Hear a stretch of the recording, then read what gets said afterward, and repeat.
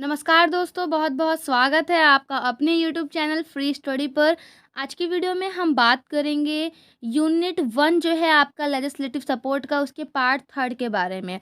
इससे पहले पार्ट 1 और पार्ट 2 आ चुका है। पार्ट 1 में हमने संसद के बारे में पढ़ा था और पार्ट 2 में हमने संसद के जो सदस्य थे उनकी शक्तियाँ और कार्यों के बारे में पढ़ा था। अब नेक्स्ट जो आपका पार्ट है, पार्ट 3, वो है आपका एमएलए यानी विधायक के ऊपर, विधानसभा के ऊपर। ठीक, तो आपको इस वीडियो को एकदम अच्छे से देखना है। अगर आपको वीडियो पसंद आए तो वीडियो को लाइक, शेयर और चैनल को सब्सक्राइब करना ना भूलें और एक कमेंट करके ज़रूर बताएं कि आपको वीडियो कैसी लगी। तो चलिए देर ना करते हुए स्टार्ट करते हैं अपनी वीडियो को। देखिए, टॉपिक जो है आपका विधानसभा है। अब विधानसभा आपने सुना होगा कि आपके एरिया में हर 5 साल में चुनाव होते हैं, जो कि विधानसभा के चुनाव होते हैं। लेकिन बहुत लोगों को मालूम ही नहीं होता कि विधानसभा क्या होती है। मैं आपको एक चीज़ बताती हूँ। विधानसभा, विधानमंडल और विधान परिषद में बहुत फ़र्क है। इन तीनों में डिफरेंस है। इसकी मैं एक वीडियो ले आऊँगी, एक सेपरेट वीडियो होगी जिसमें आपको विधानसभा, विधान परिषद और विधानमंडल के बारे में बताया गया होगा। लेकिन अभी जो हम पढ़ रहे हैं सिर्फ़ और सिर्फ विधानसभा के बारे में पढ़ रहे हैं। ठीक है, तो विधानसभा क्या है? विधानसभा भारत के विभिन्न राज्यों में निचला सदन कहा जाता है। विधानसभा को यानी विधानसभा को भारत के विभिन्न राज्यों में निचला सदन कहा जाता है। ठीक, अब जैसे कि मैं आपको एक एग्जाम्पल देती हूँ। आप लोग कहाँ से हैं? दिल्ली से हैं। दिल्ली बेसिकली एक राज्य नहीं है, एक केंद्र शासित प्रदेश है। लेकिन दिल्ली में भी विधानसभा है। आपको पता होगा, जैसे किराड़ी विधानसभा बहुत फेमस है। किराड़ी विधानसभा है या कोई अदर विधानसभा होगी। बेसिकली मुझे किराड़ी के बारे में पता है, इसलिए मैं किराड़ी विधानसभा आपको बता रही हूँ। तो दिल्ली में एक विधानसभा है किराड़ी विधानसभा, जिसमें ये आपका नागलोई के पास पड़ता है। मुबारकपुर वगैरह, अगर नगर, मुबारकपुर, ये सारी चीज़ें यहाँ पे आती हैं। क्षेत्र हैं ये सभी। ठीक है, तो ये जो है ना, ये मतलब एक राज्य का या एक केंद्र शासित प्रदेश का निचला सदन होता है।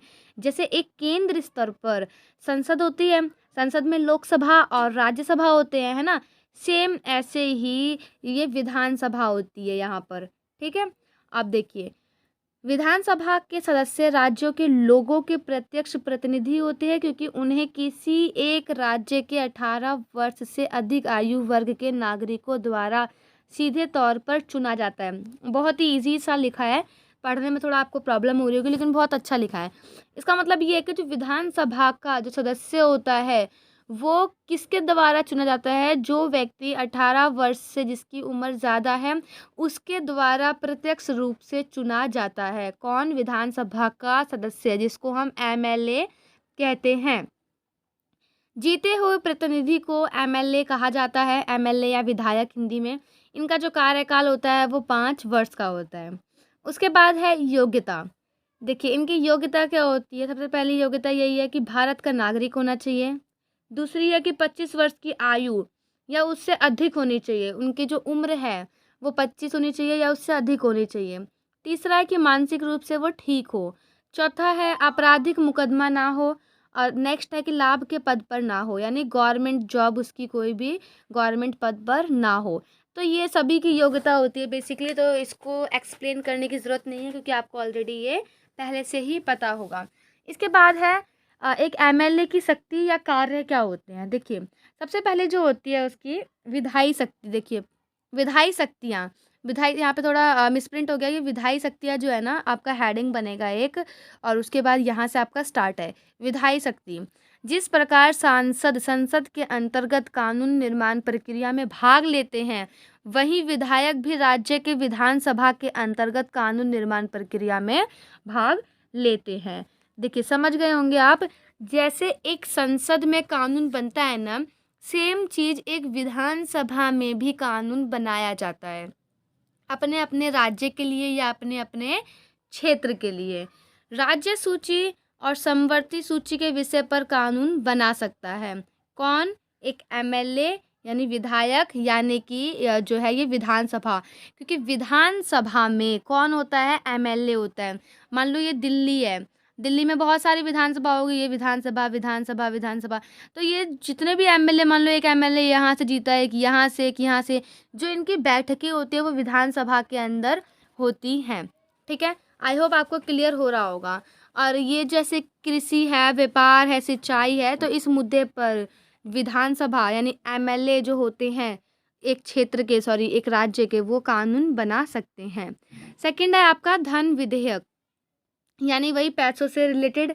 विधानसभा के सदस्यों को विधान परिषद के सदस्यों की अपेक्षा धन विधेयक पर अत्यधिक अधिकार प्राप्त है, क्योंकि धन विधेयक केवल विधानसभा में ही प्रस्तुत किया जा सकता है, विधान परिषद में नहीं। अब यहाँ पर एक जगह विधान परिषद है, यहाँ पे एक जगह विधान सभा है।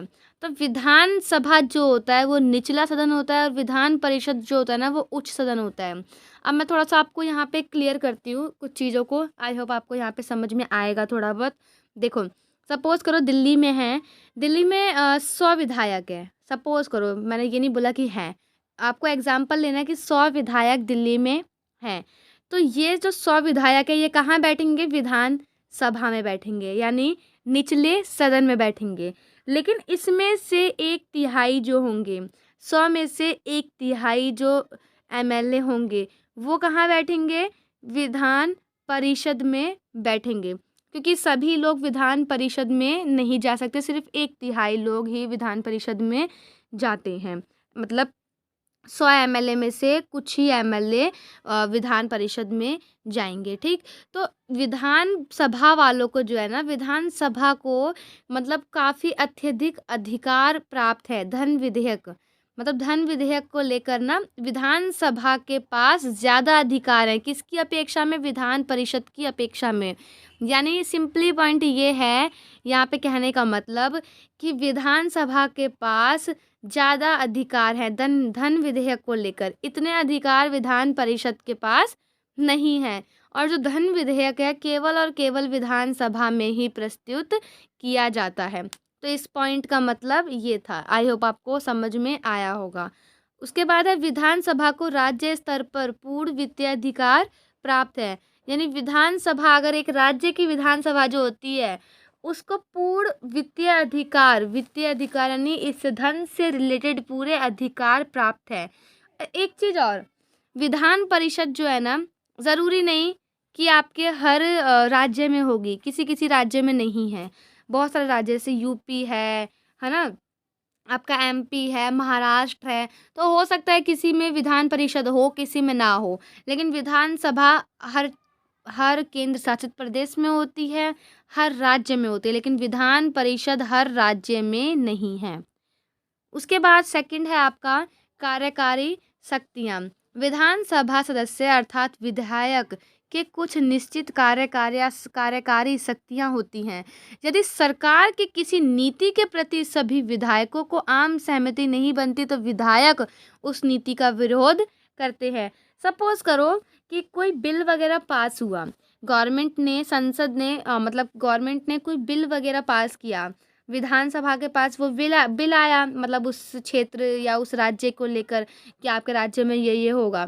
अगर वहाँ के जो विधायक होते हैं उनकी आम सहमति नहीं होती, उनको नहीं लगता कि ये चीज़ सही है या गलत है, जो भी है, ये संसद की बात नहीं कर रही हूँ मैं, ये मैं बात कर रही हूँ सिर्फ और सिर्फ विधानसभा की। विधानसभा में कोई बिल आया और बिल पर क्या होता है वहाँ पर कि वोट वगैरह होते हैं कि ये सही है या गलत है। तो सपोज़ करो कोई कुछ बिल वगैरह आया वहाँ पर, तो विधायक को वो चीज़ नहीं पसंद आई, तो आम मतलब आपस की सहमति से वो उस विधेयक का विरोध कर सकते हैं, यानी उस बिल को पास होने से मना कर सकते हैं।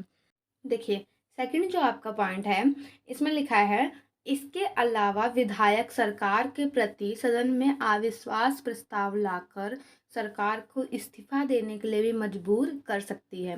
अब ये अविश्वास प्रस्ताव क्या होता है, आपने क्लास 11th में पढ़ा होगा जब आपका लॉकडाउन था, मे भी बहुत बच्चों ने नहीं पढ़ा होगा, तो डोंट वरी, अभी थोड़ी देर में मैं आपको अविश्वास प्रस्ताव के बारे में बताऊंगी। उसके बाद तीसरा जो है प्रश्न पूछना। विधानसभा के अधिवेशन के समय प्रतिदिन 1 घंटा प्रश्न पूछने के लिए निर्धारित किया गया है। उसके बाद अगली जो शक्ति है वो है निर्वाचन संबंधी शक्ति। राज्य विधानसभा के सदस्य भारत के राष्ट्रपति के चुनाव में भाग लेते हैं। आप सभी को पता है कि जो विधानसभा के सदस्य जो होते हैं वो भारत के राष्ट्रपति के चुनाव में भाग लेते हैं। राज्य विधानसभा के सदस्य विधानसभा के अध्यक्ष और उपाध्यक्ष का चुनाव करते हैं। राज्य विधान परिषद, यहाँ पे विधानसभा है, यहाँ विधान परिषद है। राज्य विधान परिषद के कुल सदस्यों के 1/3 सदस्यों को विधानसभा के सदस्यों द्वारा निर्वाचित किया जाता है। उसके बाद है राज्यसभा के सदस्यों का चुनाव विधानसभा के सदस्यों द्वारा किया जाता है। यानी जो आपने पढ़ा था लोकसभा और राज्यसभा, जो राज्यसभा में जो सदस्य होते हैं, कौन सदस्य वहाँ पे होंगे, इसका चुनाव भी कौन करता है, विधानसभा के सदस्य करते हैं। उसके बाद है न्यायिक शक्तियाँ, यानी न्याय से, जस्टिस से रिलेटेड। विधानसभा को एक संस्था के तौर पर कुछ विशेष अधिकार दिए गए हैं। यदि कोई व्यक्ति विधानसभा के इन विशेष अधिकारों की अवहेलना करता है तो विधानसभा सदस्य उस व्यक्ति को बहुमत से दंड दे सकता है।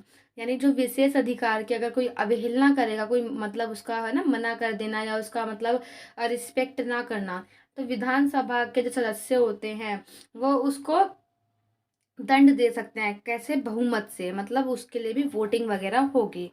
उसके बाद है अन्य शक्ति। अन्य शक्ति क्या होती है? राज्य विधानसभा के सदस्यों द्वारा 2/3 मत से प्रस्ताव पारित करके विधान परिषद की स्थापना या उसे समाप्त करने के लिए संसद को कह सकती है। यहाँ पे आएगा कह सकती है। देखो आप सभी को मैंने बताया था कि ये पॉसिबल नहीं है, मतलब पॉसिबल नहीं, ये ज़रूरी नहीं कि हर जगह विधान परिषद होगी ही होगी, लेकिन विधानसभा हर जगह होती है, हर राज्य में, हर केंद्र शासित प्रदेश में। लेकिन अगर विधानसभा चाहती है कि उसके स्टेट में या उनके केंद्र शासित प्रदेश में एक विधान परिषद हो, तो वो क्या करेगी? इसके लिए एक प्रस्ताव पारित करेगी, जो प्रस्ताव जो है 2/3 मत से पास होना चाहिए, और वो फिर आगे जाएगा और फिर संसद जो है विधानसभा का वहाँ पर स्थापना करेगी उस जगह पर। सपोज करो कि यूपी की बात करते हैं, यूपी में विधान परिषद नहीं है, वैसे है या नहीं ये नहीं बोल रही मैं, सपोज करो कि विधान परिषद अगर नहीं है तो जो विधानसभा के जो लोग हैं वो प्रस्ताव पारित करेंगे और 2/3 मत से उसको प्रस्ताव को आगे लेकर जाएंगे संसद के पास, और संसद उसकी स्थापना करेगी विधान परिषद की यूपी में। अगर यूपी में विधान परिषद है और विधानसभा चाहती है कि विधान परिषद ना हो, तो ये उसको हटा भी सकती है, यानी उसे समाप्त करने के लिए संसद को कह सकती है। उसके बाद है विशेष अधिकार। किसी भी विधायक को विधानसभा सत्र चलने के 40 दिन पहले और 40 दिन के बाद तक गिरफ्तार नहीं किया जाता। आप सभी को पता है जब विधानसभा का सत्र चलता है ना, तो उस सत्र के 40 दिन पहले और 40 दिन के बाद तक गिरफ्तार नहीं किया जा सकता। उसके बाद है विधायकों को यह विशेष अधिकार केवल सिविल मामलों में दिया गया है, जैसे कि नागरिक मुकदमा, अगर उस पर कोई मर्डर केस है विधायक पे या रेप केस है तो उस पर ये विशेष अधिकार काम नहीं करेगा। लेकिन अगर नागरिक मुकदमा है, ऐसे ही कोई मतलब नॉर्मल मुकदमा है, तो वो उसके पास ये विशेष अधिकार है। किसके पास? एक विधायक के पास। विधायकों को राज्य विधानमंडल में बोलने की पूर्ण स्वतंत्रता, यानी पूरा अधिकार है। विधायकों को न्यायिक सेवाओं से स्वतंत्रता दी गई है। जब सदन चल रहा हो तो वे न्यायालय के किसी मामले में एक गवाह के तौर पर उपस्थित होने से इनकार कर सकते हैं।